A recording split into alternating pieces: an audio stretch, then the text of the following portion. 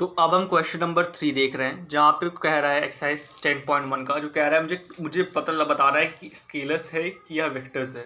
ठीक है, तो हम जानते हैं स्केलर क्या होता है। स्केलर वो है जिसके पास मैग्नीट्यूड है, ठीक है ना, डायरेक्शन नहीं है। और वेक्टर्स क्या है, देखिए, ठीक है, वेक्टर क्या है, जिसके पास मैग्नीट्यूड हो, साथ ही साथ डायरेक्शन हो, ठीक है, तो ये होता है वेक्टर। पर अभी हमें क्या दिया गया है, देखो, टाइम पीरियड, डिस्टेंस, फोर्स, ये सब क्या है। तो ठीक है, तो हम बता चुका हूँ मैं आपको कि स्केलर्स क्या होते हैं और वेक्टर्स क्या होते हैं, ठीक है ना। तो अब हमें यहाँ पे क्या दिया गया है, मुझे यहाँ पे 3-4 क्वांटिटीज़ दी गई हैं, ठीक है। देखो, अगर आप हायर स्टडीज़ करेंगे तो आपको पता चलेगा कि स्केलर्स और वेक्टर्स, जो वेक्टर फिजिक्स का है और जो वेक्टर मैथमेटिक्स का है, उसमें काफ़ी डिफरेंस है। जैसे वेक्टर्स अगर मैथ्स में बात करूँ तो उसमें मैग्नीट्यूड और डायरेक्शन चाहिए होती है।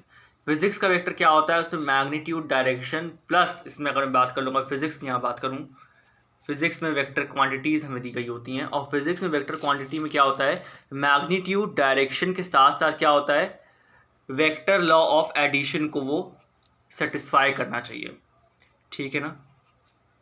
तो जो फिजिक्स का वेक्टर है, अभी हम सोचते हैं कि वही मैथ्स का वेक्टर है, पर ऐसी बात नहीं, काफ़ी हद तक डिफरेंस है दोनों में। फॉर एग्जांपल करंट, ठीक है, करंट एक वेक्टर नहीं है क्योंकि वो वेक्टर लॉ ऑफ एडिशन को सेटिस्फाई नहीं करता।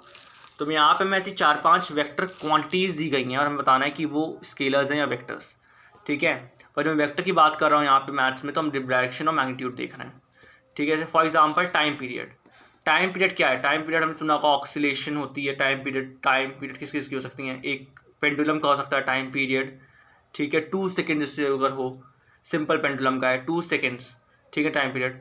तो टाइम पीरियड 2 सेकेंड्स है, क्या उसकी कोई डायरेक्शन है, कोई डायरेक्शन नहीं है, उसका मैग्नीट्यूड तो है 2 सेकेंड्स, 2 उसका मैग्नीट्यूड है, बट डायरेक्शन नहीं है, ठीक है। तो इसमें डायरेक्शन क्या है, नहीं है, ठीक है। तो ये क्या बन जाएगा, आपका स्केलर बन जाएगा, ठीक है ना, बिकॉज डायरेक्शन इसमें नॉट प्रेजेंट, ठीक है। अब बात करते हैं हम लोग डिस्टेंस की। ये हम क्लास 10 से ही पढ़ते आ रहे हैं कि डिस्टेंस एक क्या है, स्केलर है, और डिस्प्लेसमेंट क्या है, वेक्टर है, क्योंकि डिस्टेंस के साथ डायरेक्शन नहीं होती है, डायरेक्शन स्पेसिफिक डिस्टेंस नहीं है, ठीक है। तो ये भी क्या हो गया आपका स्केलर, क्यों, सेम रीज़न, बिकॉज इसमें डायरेक्शन नहीं होती है। DIR के ऊपर मैंने एन लगाई, डायरेक्शन को बता रहा है, ठीक है। फोर्स, फोर्स हमेशा डायरेक्शन के साथ आती है। फोर्स अगर मैं बोलूँ 2 न्यूटन फोर्स लगी कहीं भी, तो 2 न्यूटन किस डायरेक्शन में लगी, ऐसा किस डायरेक्शन में लगी, आपने फिजिक्स से पढ़ा होगा। तो हमेशा फोर्स क्या है, हमेशा ये डायरेक्शन के साथ आती है। तो इसमें क्या होता है, ये एक वेक्टर क्वांटिटी है। क्यों वेक्टर है, क्योंकि इसमें डायरेक्शन के साथ क्या है, इसमें मैग्नीट्यूड भी है, ठीक है ना।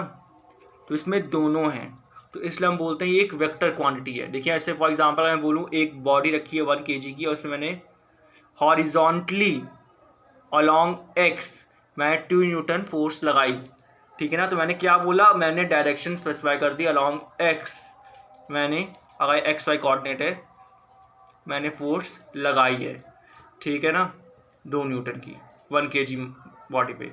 तो इसमें क्या है, इसमें डायरेक्शन के साथ मैग्नीट्यूड बोथ है।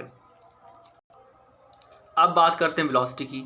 वेलोसिटी फिर से वही बात है, वेलोसिटी एक के पास मैग्नीट्यूड भी होता है और साथ ही साथ डायरेक्शन भी होती है, ठीक है ना। ये भी चीज़ हम क्लास 11 से ही पढ़ते आ रहे हैं। जब हमने मोशन चैप्टर पढ़ा है तो हमें अच्छे से बताया गया है कि वेलोसिटी के पास क्या है, डायरेक्शन है और मैग्नीट्यूड है, ठीक है। तो ये सब क्या है, ये सब वेक्टर क्वांटिटीज़ हैं, पहली बात तो ये समझिए, ठीक है। अब बात है वर्क डन की। वर्क डन एक स्केलर है, पहले मैं इसको लिख दूँ, मैग्नीट्यूड, वेलोसिटी क्या है, एक वेक्टर है, क्योंकि इसका मैग्नीट्यूड और डायरेक्शन बोथ है, ठीक है ना। अब वर्क डन की हम बात करते हैं। वर्क डन क्या है, वर्क डन एक स्केलर है, ठीक है। अब बात है क्यों ये स्केलर है। तो क्या बता था कि वर्क डन क्यों एक स्केलर है, क्योंकि जान के रखिए कि वर्क डन क्यों एक स्केलर है, क्योंकि वर्क डन जब हम बात करते हैं वर्क डन की, तो इसमें हमें डायरेक्शन को स्पेसिफाई करना, अगर वर्क डन किसी चीज़ से बता रहा हूँ तो डायरेक्शन में नहीं बताता। फॉर एग्जांपल अगर मैं वेलोसिटी बताता हूँ तो मैं बताता हूँ कि इस डायरेक्शन में इतनी वेलोसिटी है मेरी।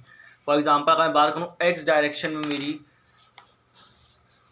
2 मीटर पर सेकेंड की वेलोसिटी है एक्स डायरेक्शन में, पर वर्क डन में ऐसा नहीं है। वर्क डन में हम ये नहीं कहते कि 2x डायरेक्शन में 2 जूल मेरा वर्क डन है, ठीक है ना। तो वर्क डन में हम बात करें तो सिर्फ मैग्नीट्यूड है, ठीक है ना, इसमें डायरेक्शन क्या है, नहीं है, ठीक है, डायरेक्शन इसमें नहीं है। इस क्वांटिटी को बताने के लिए डायरेक्शन की ज़रूरत नहीं है। अगर मैं और स्पेसिफिकली बात करूं वेक्टर और सिंपल शब्दों में वेक्टर स्केलर्स को, तो देखिए फिजिक्स क्या कहता है, फिजिक्स ये कहता है कि all those quantity which requires direction and magnitude to describe those quantities are called a vectors. यानी इन शॉर्ट में कह सकता हूँ वो चीज़ें, वो क्वांटिटीज़ जिसको डिस्क्राइब करने के लिए मुझे मैग्नीट्यूड और डायरेक्शन की, वो दोनों की यूज़ है, वो वेक्टर्स है।